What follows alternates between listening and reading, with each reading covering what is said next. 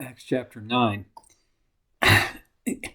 I if you want to kind of have your mind blown, uh, we're looking at verse 29, where Saul, he debated with Hellenistic Jews, and he really punched their button to the degree that they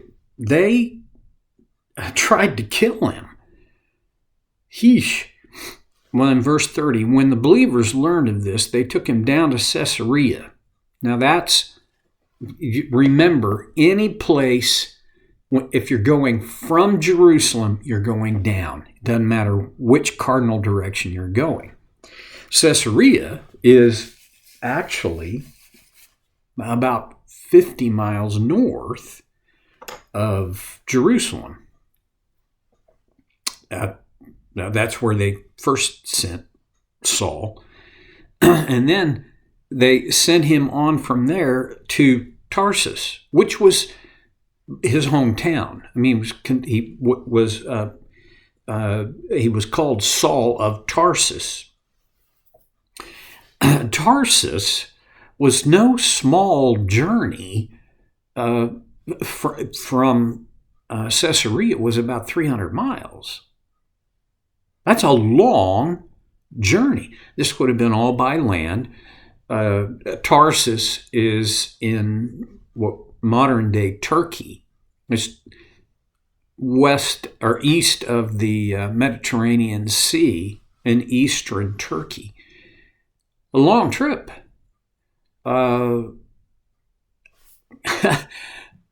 Here's why I think they sent him so far.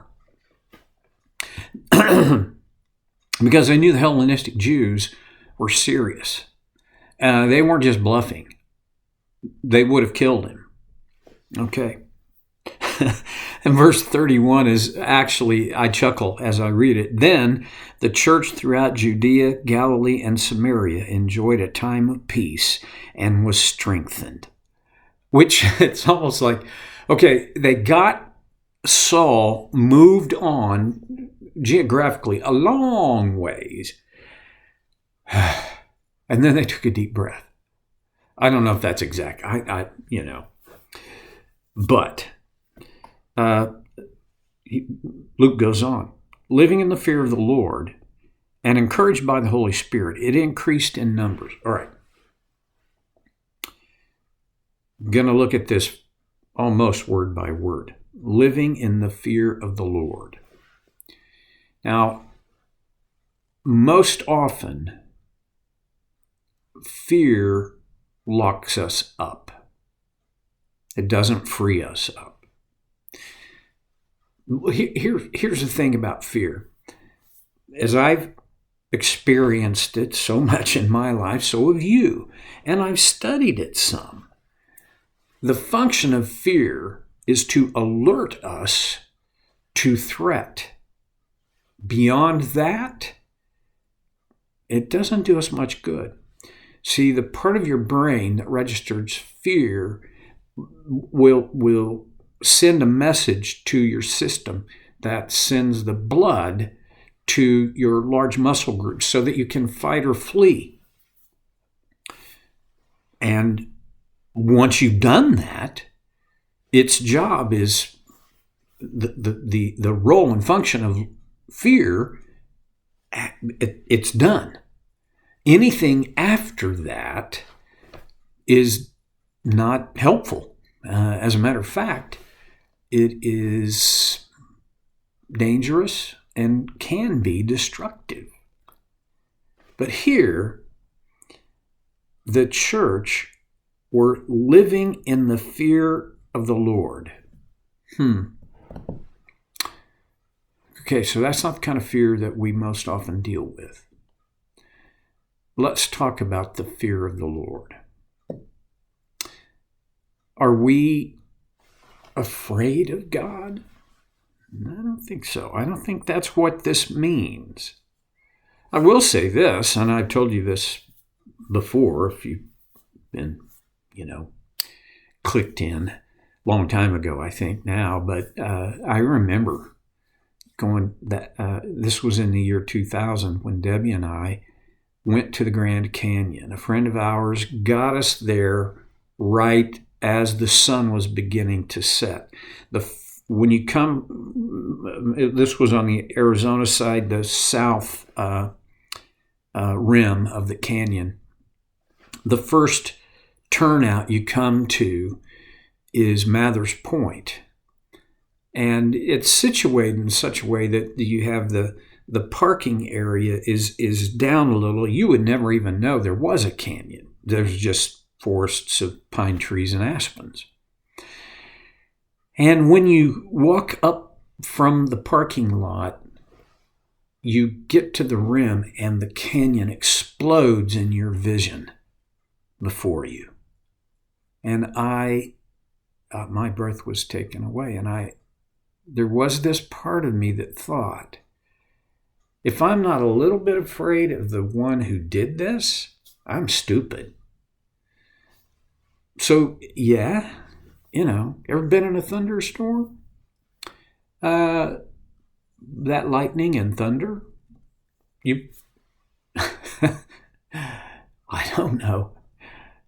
I mean, I believe that God is so sovereign and so beyond what we can, as humans, even imagine, let alone process, that he is capable of supervising and commanding every lightning bolt all across the face of the earth.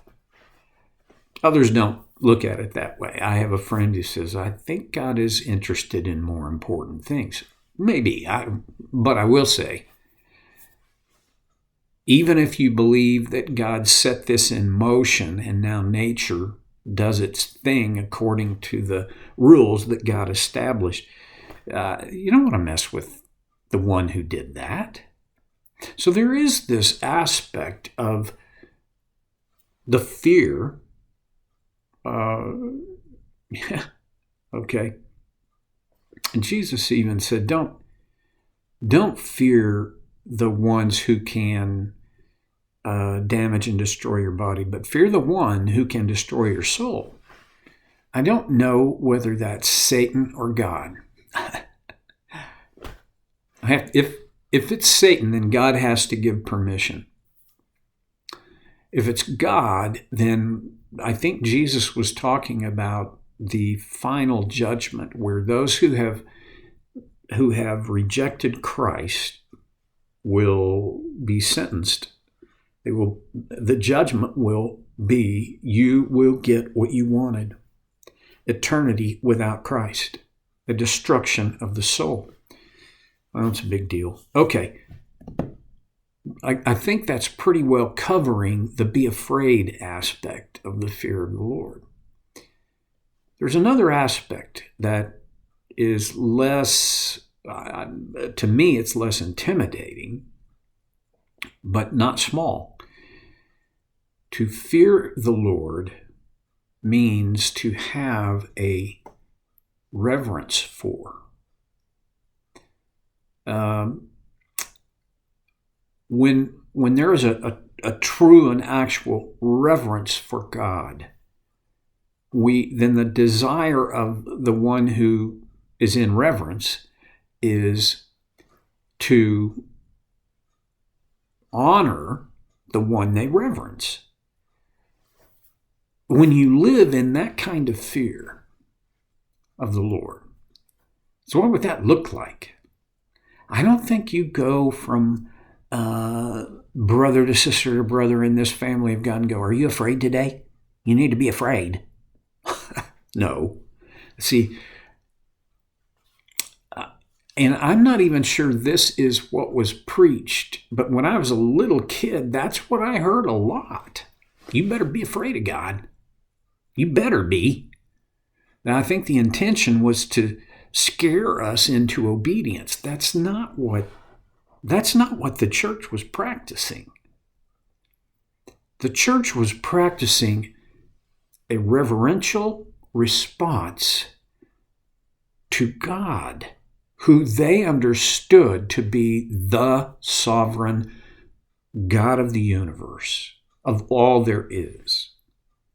When you live in that kind of fear,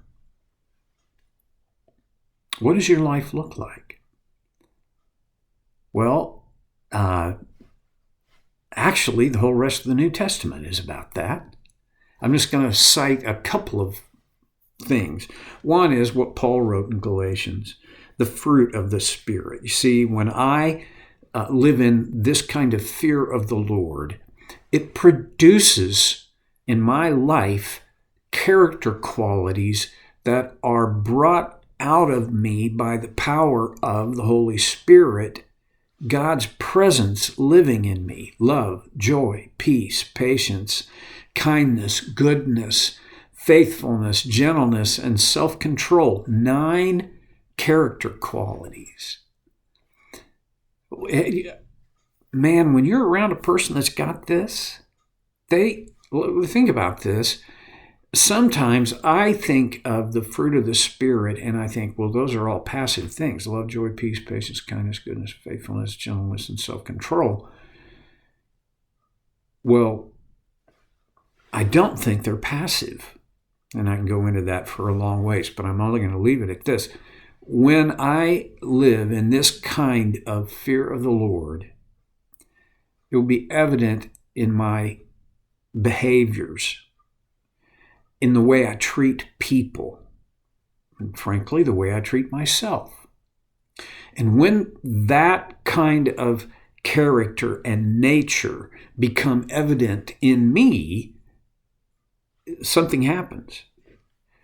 One of the things that happens is I enjoy a time of peace, and I'm strengthened. That's what happened in verse 31 to the church. The second thing is, I think my lifestyle becomes attractive to people who don't know God yet. And I don't think they go, dude, that guy's got love, joy, peace, patience, kindness, all the way through to self-control. I want some of that. No. But I think they look at our lives and they draw a conclusion. The third thing in our list of the fruit of the Spirit is peace. Let me ask you, what is the one thing that everybody you know longs for, dreams of, cries out for? Peace. Peace with themselves, peace with their past, peace in their presence, peace with others, peace with God. It's when people see that love is one of the defining marks of our lives, and not just love, but joy. Not just joy, but peace, and all the way through. What could be more effective in a world that is spun into chaos every single minute of every single day, and has been since the Garden of Eden? And today, I think it's exacerbated by social media and mainstream media and every kind of media you can pull out of the hat. It's not new. Living in the fear of the Lord and encouraged by the Holy Spirit, it's not like they worked themselves up into this. They were encouraged by the Holy Spirit. So are we. The Holy Spirit is no less in you and me than it was in these first generation believers and followers of Jesus. And He wants to encourage you and me. He does all the time. I just don't always listen. And the result of that kind of life and lifestyle is that the church increased in numbers. Got a little more to say, imagine that. A little more to say about that, and I'll come back to it next time on Soak Here with Stevie Boy.